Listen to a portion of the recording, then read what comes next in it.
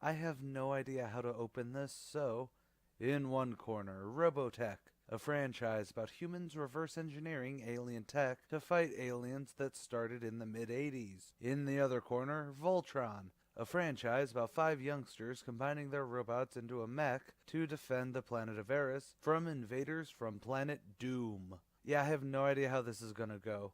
So, massive spoilers for Robotech Voltron incoming. On with the show. Robotech Voltron number 5.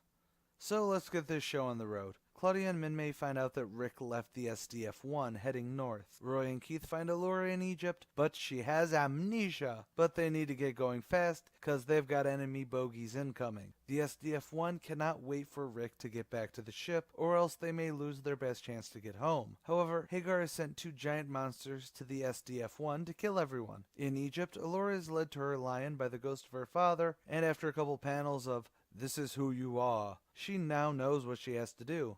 Meanwhile, the SDF-1 is getting destroyed from the inside by these monsters. With no other hope, the Castle Alliance, they sent a pure white lion. In Egypt, Keith gets into his lion, and the other lions arrive, so all 5 of them can become Voltron to save the day. We also find out that Rick Hunter is the pilot for the all-white lion over by Eris.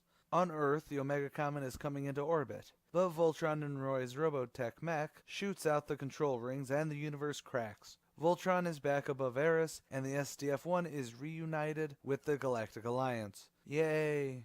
The end.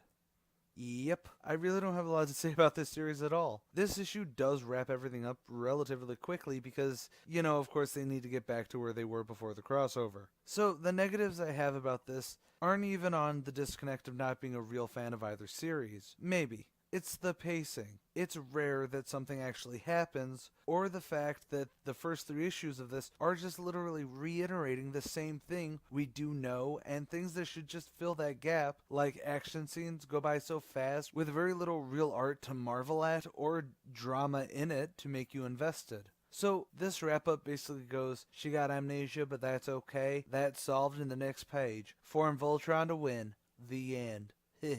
But I do think that this was most definitely designed for fans of both franchises to be able to go, oh, that's neat, or wow, that's nifty, and woo, Roy and Keith are teaming up.